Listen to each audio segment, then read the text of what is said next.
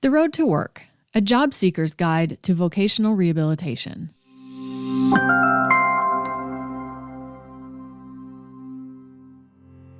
The purpose of this video is to summarize the Road to Work book.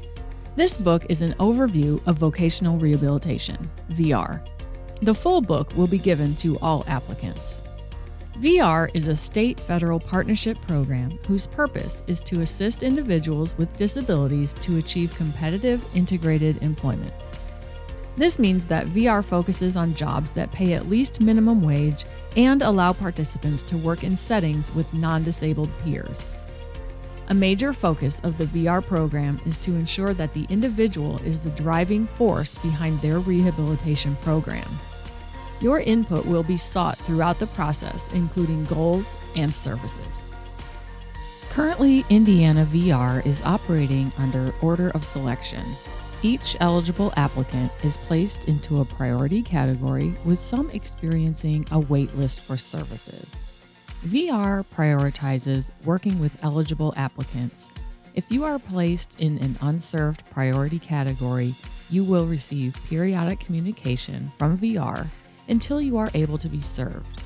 You may be referred to additional partner agencies that may be able to provide services while on the wait list, such as the Department of Workforce Development. At any time, you may submit additional information that may change your priority category determination.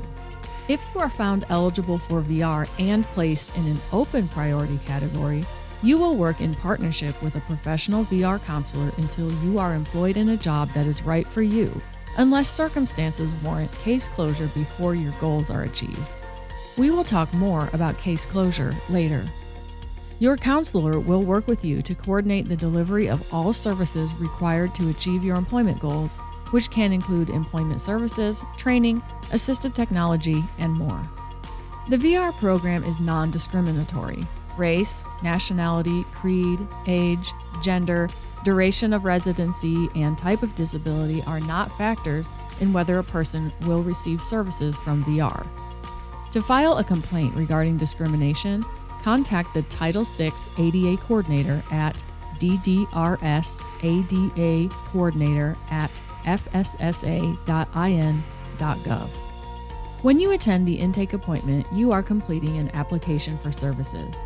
The intake counselor you are meeting will conduct a thorough interview, which will be used in conjunction with corroborating information from doctors and other professionals to determine whether you are eligible for services. To be eligible for services, you need to have a physical or mental impairment that results in a substantial impediment to employment. Additionally, there needs to be some VR service that can be identified to assist you in preparing for, securing, retaining, or advancing in employment. After that, you will be presumed to be able to benefit from VR services unless there is clear and convincing evidence that your impairment is too significant for you to be able to work. In order to complete the eligibility determination and eventually provide appropriate services, it is necessary to collect information about you. Some information can be obtained by your self-report and counselor observation, but you will likely be asked to give your consent for the intake counselor to obtain information from others involved in your rehabilitation program, such as doctors, counselors, or psychiatrists. All this information is kept confidential, and you have the right to refuse consent. If your refusal makes it impossible to determine your eligibility or to continue toward an employment outcome, services cannot be continued. VR will only release information about you to those participating in your rehabilitation program, with exceptions for statistical reporting purposes and some legal scenarios. If you are determined eligible and placed in an open priority category, the next step after eligibility is to create an individualized plan for employment, IPE.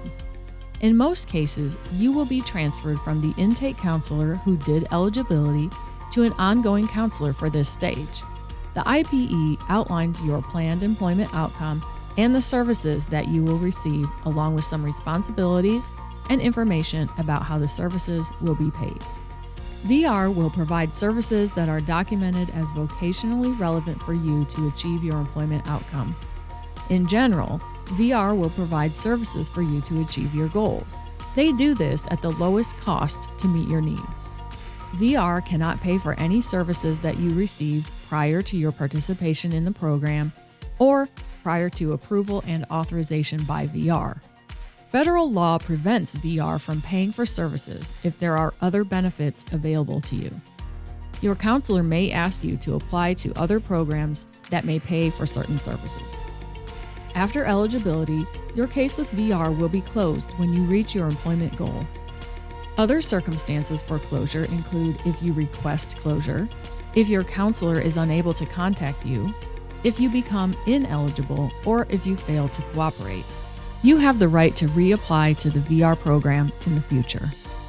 You have the right to appeal decisions if you disagree with any written appealable decision made in the VR process, including eligibility, closure, priority category, and the denial of services.